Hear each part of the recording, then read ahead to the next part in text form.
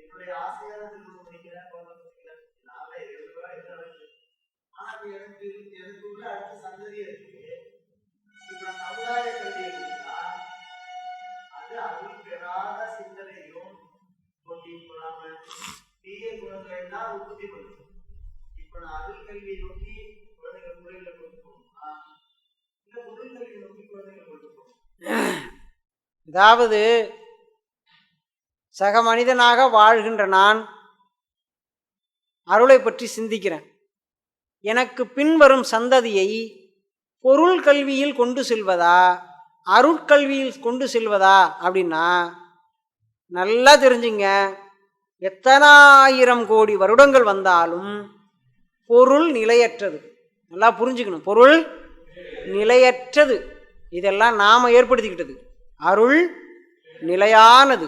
அருள் கல்வியில் போனால் இங்கே இருக்கிற சந்ததியில், இங்கே இருக்கிற சூழலில், இங்கே இருக்கிற மனிதர்களோடு உன் குழந்தை போராடுமே தவிர்த்து வாழ முடியாமல் போகாது.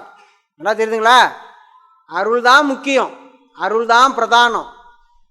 நீங்கள் 10 டிகிரி படித்த பிறகு 10,000 கோடி சம்பாதிச்ச பிறகு உனக்கு என்ன தேவைப்படுது? நிம்மதி தேவைப்படுது. அதுக்கப்புறம் எதை நோக்கி போவ? அருளை நோக்கி தான் போவ.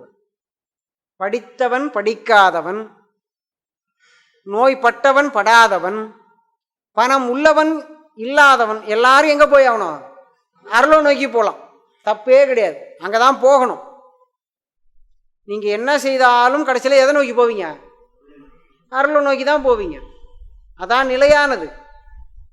ஆனால் எத்தனை பேர் மகான்கள் அங்கே போயிட்டு அங்கே ஒன்றுமே இல்லை, லைஃபே ஜாலியாக இல்லைன்னு இங்கே ஓடியாந்துருக்காங்க.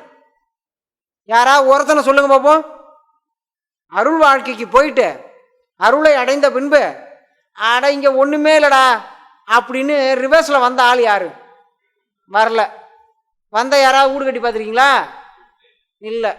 வண்டி வாங்கி பார்த்துருக்கீங்களா? இல்லை. இதெல்லாம் பார்த்துட்டு அங்கே போனவன் தான் அதிகம். அங்கே பார்த்துட்டு இங்கே வந்தால் யாருமே இல்லை. அதனால் நமக்கு பின் ஒரு சந்ததி வருது, அவர்களுக்கு எந்த விதமான அறிவை ஊட்ட வேண்டும் என்று நமக்கு ஒரு சந்தேகம் வரக்கூடாது. வந்ததுன்னா அது அருளே அன்றி வேறில்லை. அருள் கல்வி தான் சொல்லித்தரணும். இந்த பாருங்க, இந்த உலகத்தில் பொருளை கவர்ந்து விடலாம், பொன்னை கவர்ந்து விடலாம், உலகை கவர்ந்து விடலாம். ஆனால் அருளை மட்டும் அவ்வளவு சீக்கிரத்தில் கொண்டு வர முடியாது. நம்ம பிள்ளைகள் அருள் பெற்றால் ஆண்டவன் அவர்களுக்கு எல்லா வாழ்க்கையும் கொடுத்துருவான். ஆனால் இங்கே இருக்கிற எந்த வாழ்க்கையில் வாழ்ந்தவனாவது அருளை வாழ்க்கை அடைய முடியுமா?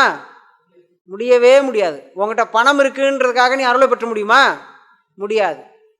ஒழுக்கம் ஒன்று தான் அருளை பெற வழி, மற்றெல்லாம் எந்த விதத்திலும். அப்போ என் சந்ததி துயரப்படும்.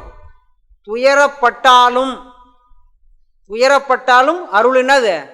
பட்டு புடவை மாதிரி கிழிஞ்சல புடவையில் நார்மலாக ஒரு புடவை கிழியுது, பட்டு புடவை கிழியுது.